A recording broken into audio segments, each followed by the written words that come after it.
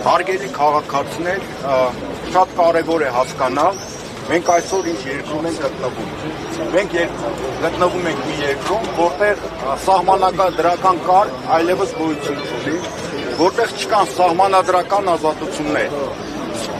Ունեցվածքի սեփականության իրավունք գոյություն չունի, գործող վարչապետը ասում է բոլորին սնանկացնելու են։ Հայաստանում չկա խոսքի ազատություն արդեն, մարդկանց դատարաններով զրկում են խոսելու իրավունքից, դատարանների միջոցով։ Հայաստանում չկա խղճի ազատություն, որովհետև գործող վարչապետը որոշում է ով պետք է լինի կաթողիկոս, ով չպետք է լինի կաթողիկոս։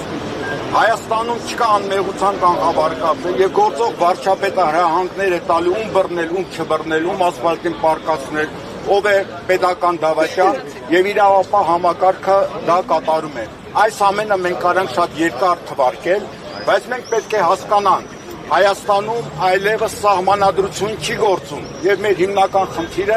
սահմանադրական իրավունքների վերականգնելն է։ Սա է համար 1 քաղաքական խնդիրը եւ Հայաստանի քաղաքացիները պետք է հասկանան, որ մենք անօրինական երկրում ենք գտնվում։ Մենք ապրում ենք մի երկրում, որտեղ արդեն բռնապետություն է եւ այդ բռնապետությունը ունի արտաքին հովանավորներ։ Հովանավորներից մեկը այսօր Երևանում է Ֆոն դեր Լայն ադվաննով մի կին, որը այս ամբողջ անօրինականությունները ներկայացնում է որպես դեմոկրատիայի պահպանություն։ Մենք անազատ երկրում ենք գտնվում, մենք ապրում ենք բռնատիրական երկրում եւ այսօրվա քաղաքական միակ օրակարգը սահմանադրությունը վերականգնելն է։ Քաղաքական պայքարը պետք է գնա սահմանադրական երկիր նորից դառնալը։